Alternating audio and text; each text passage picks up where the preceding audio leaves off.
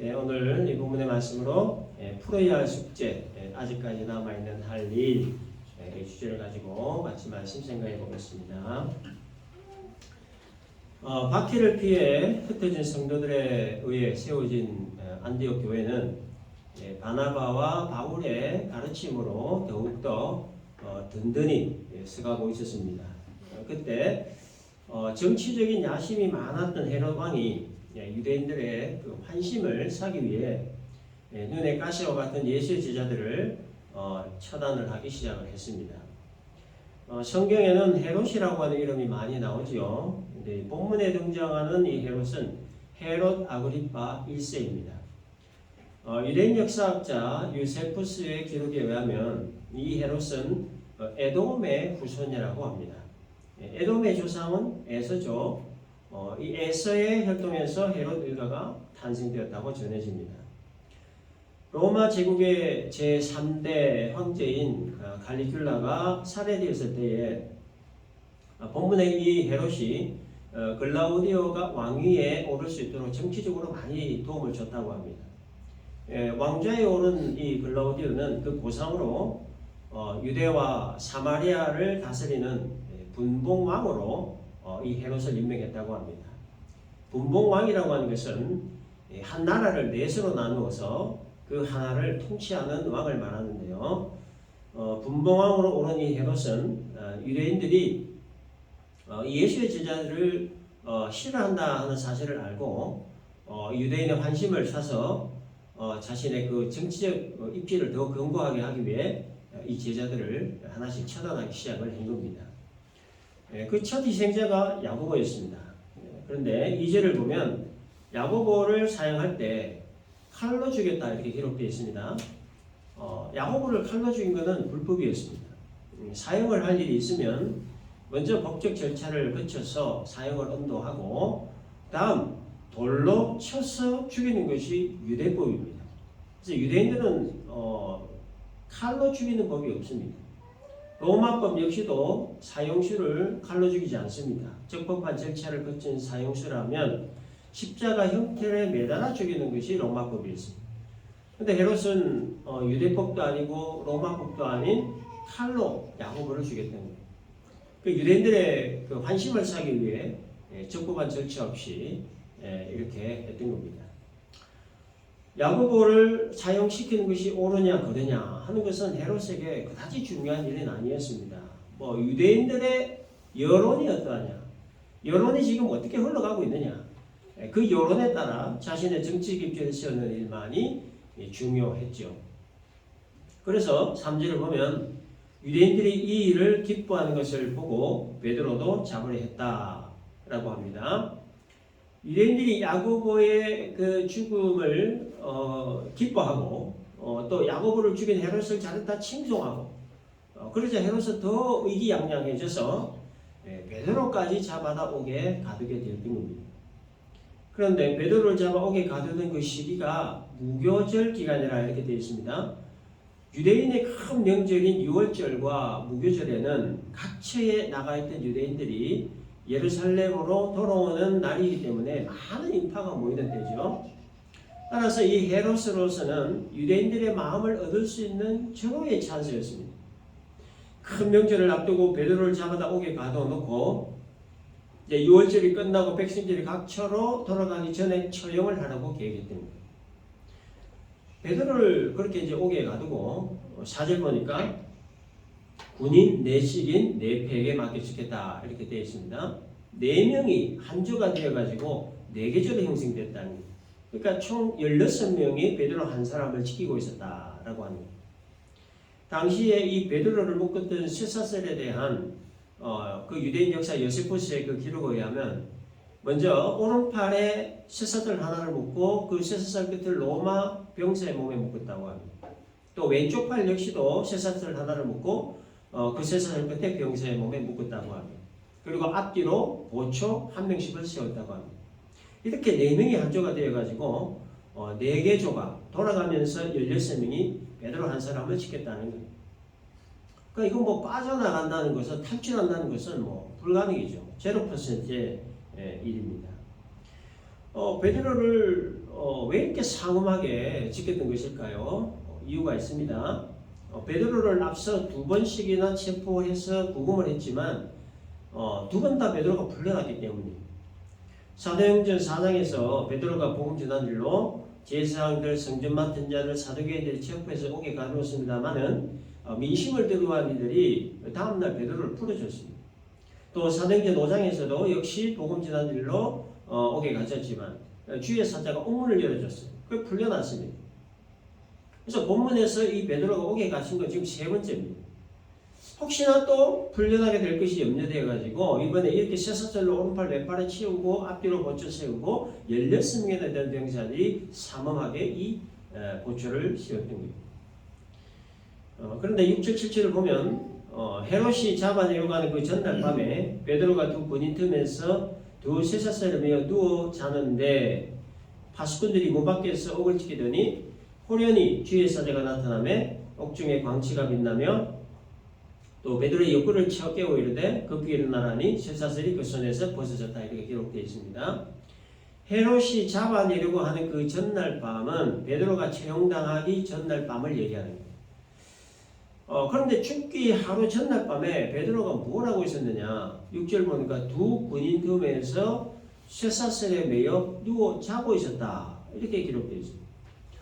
내일이면 사형이 집행되는데 어떻게 이렇게 태연하게 잠을 잘 수 있었는지 모르겠습니다. 아마도 이미 그 2번의 풀려난 경험이 있었기 때문에 이번에도 또 풀려나지 않겠나 이런 막연한 믿음이 있었기 때문인지 몰라도 아무튼 베드로는 이 쇠사슬에 묶여서 잠을 자고 있었어요. 그런데 7절 보니까 호련히 주의 사자가 나타났다 이렇게 되어 있습니다. 이게 이제 호련히 하라고 하는 이 단어가 참 중요합니다. 그래서 호련히라고 하는 단어의 사전적인 뜻은 미처 생각지도 못한 사이에 갑작스럽게 이런 뜻이죠. 그래서 이 호련히라고 하는 단어를 그 NIV 성경에서는 suddenly로 되어 있습니다. 갑자기 그런 뜻이죠. 주의 사자가 갑자기 나타났다는 뜻입니다. 그런데 이 호련히라고 하는 단어가 킹제임스 버전이나 또 NASB, New American Standard Bible이죠. 여기에서는 둘 다 behold로 되어 있습니다. behold. behold라고 하는 뜻은 무엇을 보라, 무엇을 주시하라, 주목하라 그런 뜻이에요. 주의 사자가 갑자기 나타난 결론적인 이유는 베드로를 풀어주기 위해서였지만 그보다 먼저 하나님이 말씀하시고 싶으셨던 것이 하나 있다는 거예요. 그게 바로 킹제임스 버전과 NASB 성경에서 해석하고 있는 behold라고 하는 단어에서 찾을 수가 있다. 그래서 결론적으로 하나님이 주의 사자를 갑자기 나타나게 하신 이유는 쇠사슬에 묶여있는 베드로를 내가 지금부터 어떻게 하는지 보라, 주시하라, 주목하라. 이것을 하나님이 지금 말씀하시고 있다.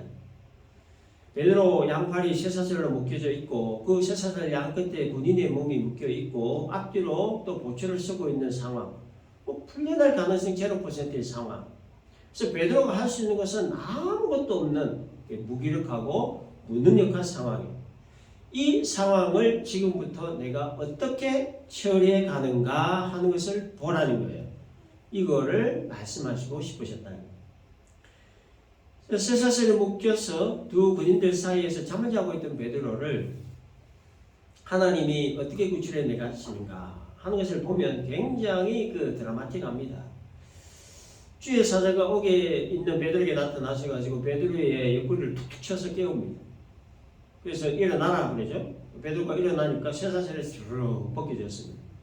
또 주의 사자가 허리띠 차고 신발 신고 겉옷 입고 따라와라 그랬더니 베드로가 따라갔습니다. 그리고 첫째와 둘째 파수를 지나 쇠문에 이르니 문이 저절로 스르륵 열렸습니다. 그리고 그 문을 지나 베드로를 안전한 곳에 데려다 주고 천사는 떠났습니다. 그래서 이 장면을 통해서 하나님이 말씀하시고 싶으신 것이 무엇이었냐? 쇠사슬에 묶여있던 베드로가 쇠사슬을 풀고 감옥으로부터 나와 안전한 곳으로 가게 된 것, 이것은 베드로의 의지와는 전혀 상관없이 되어진 일이라고 하는 거예요. 하나님께서 의도하신 일이었고 하나님이 주도하신 일이었다는 거예요.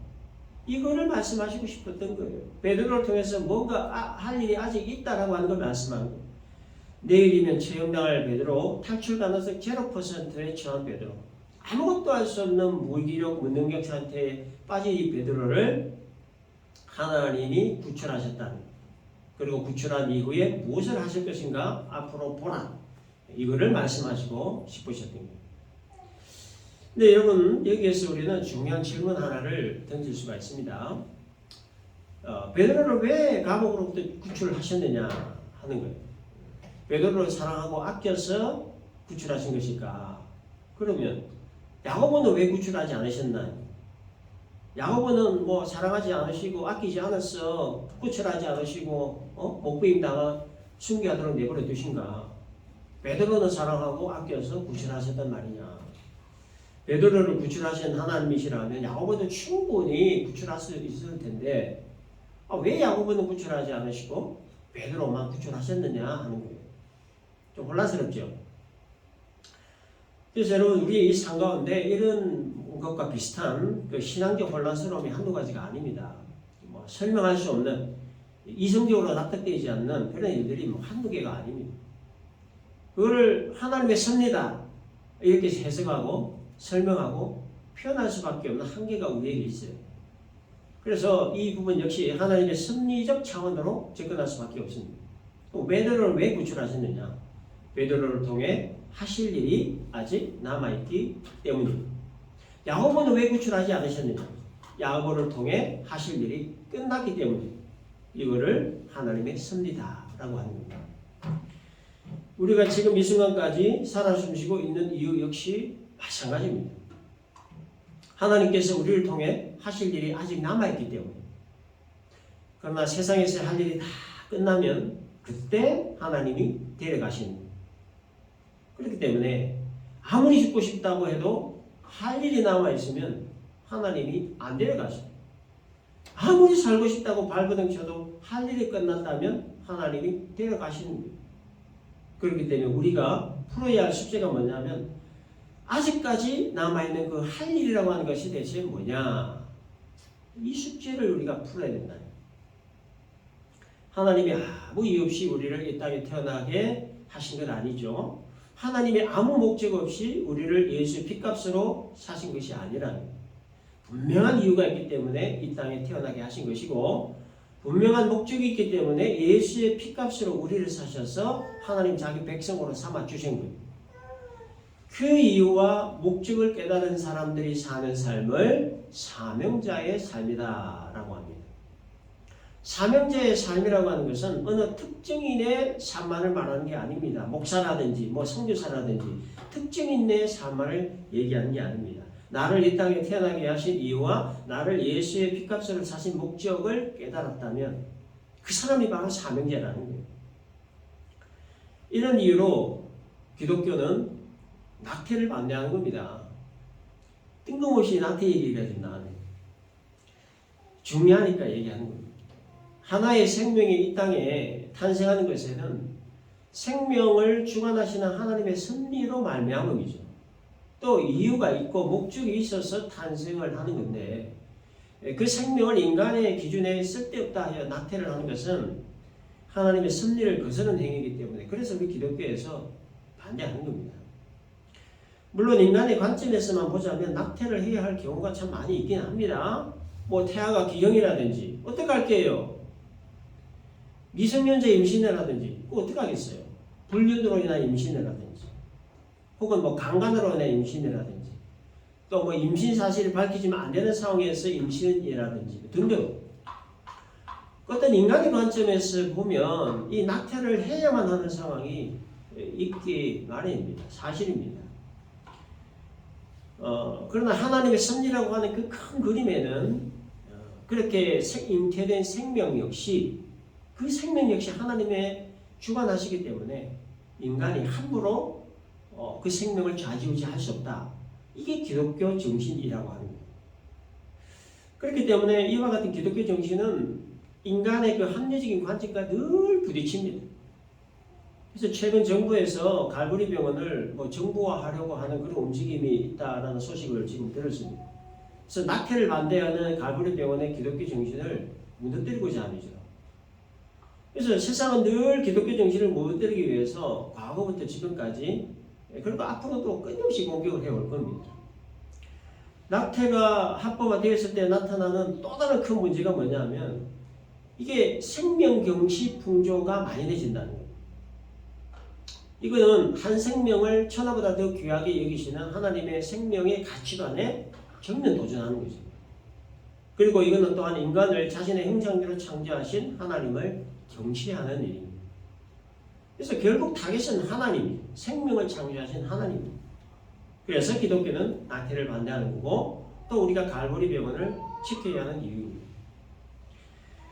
삼형제 얘기하다가 낙태 반대 이 얘기를 잠시 나갔습니다만은 핵심은 이겁니다. 한 생명이 탄생하는 것에는 다 이유가 있고 목적이 있다는 거예요. 이유 없이 목적 없이 세상에 태어나는 생명은 하나도 없다는 거예요.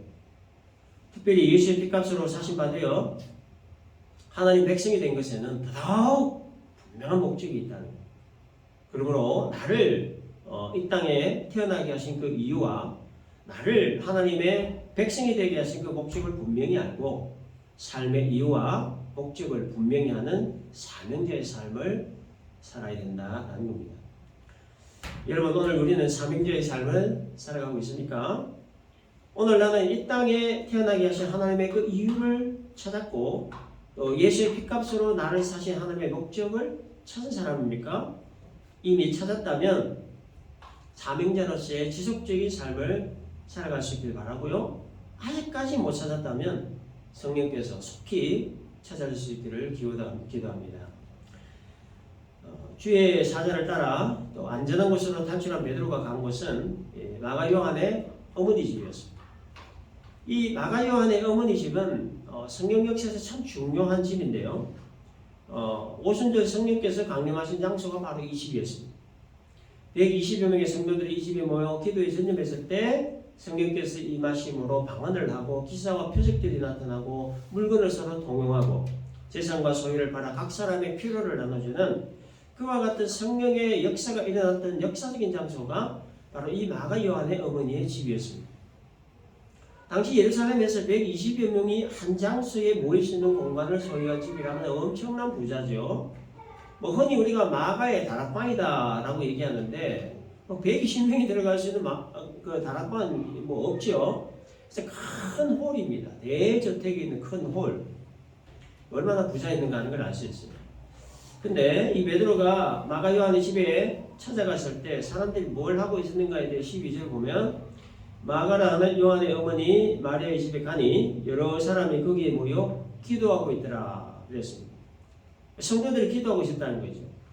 베드로가 체포되어 옥에 갇혔다는 소식을 듣는 이 성도들이 마가 요한의 어머니 집에 모여서 기도를 하고 있었는데 무슨 기도를 했을까요? 야고보는 이미 죽었고 예루살렘 교회의 중추적인 역할을 하는 베드로마저 체포된 상황을 감안하면 이 성도들 역시 언제 잡혀갈지 모르는 상황이기 때문에 베드로의 추억을 위한 기도는 당연히 했을 것이고 또한 자신의 그 안전을 위한 기도도 했을 것입니다. 분명히. 그런데 주로 간 베드로가 마가 요한의 어머니 집에 도착해서 문을 두드렸을 때 로네라고 하는 한 여자아이가 문을 열러 나갔다가 베드로 목소리만 듣고 너무 기쁘고 놀란 나머지 문은 열어주지 않은 채 기도하고 있는 성도들에게 달려가서 베드로가 왔다는 소식을 전합니다. 그런데 이 소식을 접한 성도들의 반응에 대해 15절 보면 그들이 말하되 네가 미쳤다. 아니요, 진짜 베드로 사도가 문 밖에 서 있다니까요. 그러면 그의 천사라. 베드로 추록 사실을 전혀 믿지 않고 있는 성도들의 모습입니다. 두려움과 위기감 속에서 붙들어야 할 분은 오직 하나님 한 분밖에 없다는 믿음으로 베드로 추록을 위해 또한 자신의 안전을 위해 열심히 기도하고 있었는데 근데 막상 베드로가 왔다 소식 들으니까 미쳤다. 그의 천사라. 이런 반응을 했다는 거예요. 성도들은 로데가 다른 사람의 음성을 베드로의 음성으로 잘못 들은 것으로 착각했다. 아마 이렇게 생각한 것 같습니다. 그리고 당시의 유대인들은 각 개인을 지켜주는 수호천사가 있다고 이렇게 믿었기 때문에 만일 로데가 베드로의 음성을 들은 것이 맞다면 그거는 베드로의 수호천사가 베드로의 죽음을 알려주기 위해 왔다. 이렇게 생각을 했다는 거예요. 그래서 문 두드리는 소리가 계속 나서 이제 성도들이 이제 나가서 문을 열어줬는데 롯의 말대로 베드로가 문 앞에 서 있는 거예요. 그래서 베드로를 본 성도들은 16절 끝에 보니까 놀랐다. 아주 짧게 기록했습니다. 근데 이게 이 놀랐다는 말은 그냥 놀란 게 아니고 얼굴빛이 하얗게 질릴 정도로 말문이 막힐 정도로 깜짝 놀랐다는 것을 표현한 말이에요. 왜 놀랐을까요? 베드로 추록을 위해 기도는 하고 있었지만 그 기도가 현실로 나타날 줄은 꿈에도 생각하지 못했기 때문에 그래서 놀란 거예요. 야고보가 투옥교에 있을 때도 분명히 성도들은 기도를 했을 겁니다. 근데 야고보는 죽었어요. 베드로 투옥 소식을 들은 성도들이 또 베드로 추록을 위해 기도를 했지만 근데 풀려날 가능성이 지금 현실적으로 안 보이는 거예요. 야고보 추록을 위해 기도했음에도 불구하고 야고보가 죽었기 때문에 베드로 추록에 대해 큰 기대를 하지 않고 있었던 거예요. 근데 베드로가 문 앞에 떡 서 있으니까 이건 놀랄 수밖에 없는 겁니다.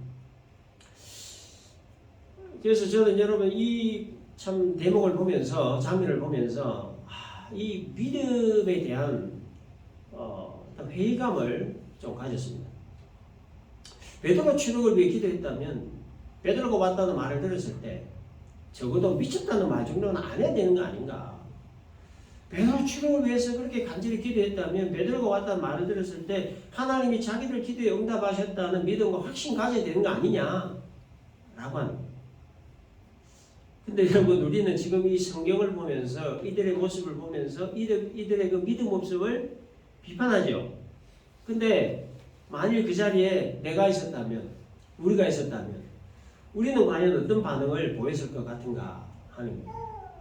우리는 과연 기도한 것에 대해 하나님이 응답하실 것이라고 하는 100%의 믿음과 확신을 가지고 기도하느냐라고 하는 거예요. 마음을 다스리는 것이 믿음임에도 마음 상태에 따라 믿음이 흔들거릴 때가 있습니다. 흔들리는 마음을 잡아주는 것이 믿음이지만 그런데 흔들리는 마음이 믿음까지 오히려 흔들어 버리더라고요. 그래서 우리는 항상 이 마음과 믿음, 이 믿음과 마음 사이에 갈팡질팡하는 겁니다. 우리가 흔히 저 사람 참 믿음 좋은 사람이다 그런 얘기 하죠. 그 믿음 좋다라고 하는 말을 할 때 그 기준을 어디에 보통 두냐? 그 외면적인 부분에 보통 둡니다. 예를 들어서 뭐 주일 성수를 잘 하거나 11조 헌금을 잘 하거나 새벽 기도에 빠지지 않고 참석하거나 각종 교회 모임 참석 잘하거나 각종 성경 공부 모임 참석 잘하고 봉사 잘하거나 하는 등등 대부분 외적인 어떤 그런 모습들을 보고 믿음 참 좋은 사람이다. 이렇게 평가하는 경향이 많다는 거죠. 맞습니다, 여러분. 이렇게만 하면 믿음 좋은 성도라는 평가 분명히 맞습니다. 근데 그것이 믿음을 평가하는 절대 기준은 될 수 없다는 것을 우리가 기억해야 됩니다. 그래서 여러분 사람의 믿음이라는 것이 때로는 회의가 올 때가 있다는 거죠. 그래서 내 믿음이 정말 이것밖에 안 되는가 회의가 올 때가 있다는 겁니다. 어떨 때 산을 넘길 만한 강력한 믿음을 가지고 있다가 또 어느 순간 불신자보다 못한 그런 자신의 모습을 보게 되는 거예요. 그럴 때 회의가 온다는 겁니다. 이런 회의에 빠져본 적 있습니까? 본문에 등장하는 성도들 모여서 간절히 기도하고 있었는데 막상 베드로 왔다니까 네가 미쳤다 주의 천사다라고 하면서 도무지 믿으려고 하지 않았다. 이것을 걸어 무엇이라고 하느냐? 신앙인의 불신앙이라 그렇게 읽었습니다. 기도하면서 기도한 대로 될 줄로 믿지 않는 것. 이게 바로 신앙인의 불신앙이라는 것. 기도하면서 이거 되겠나 이렇게 의심되는 것. 이게 바로 신앙인의 불신앙이라는 것. 그런데 여러분 그럼에도 불구하고 하나님은 우리의 기도에 응답하십니다. 기도한 대로 될 줄로 믿지 않고 기도를 해도 기도하면서 의심을 해도 하나님은 하나님 자신의 방법대로 하나님이 정하신 자신의 시간에 응답을 하신다는 거예요. 제 개인의 삶을 돌아봐도 그런 경험이 참 많습니다. 그래서 제가 기도한 내용대로 기도 응답받은 거 거의 없어요. 전부 다 하나님 자의식대로 다 응답하셨어요. 자기가 정한 시간에 다 응답하셨어요.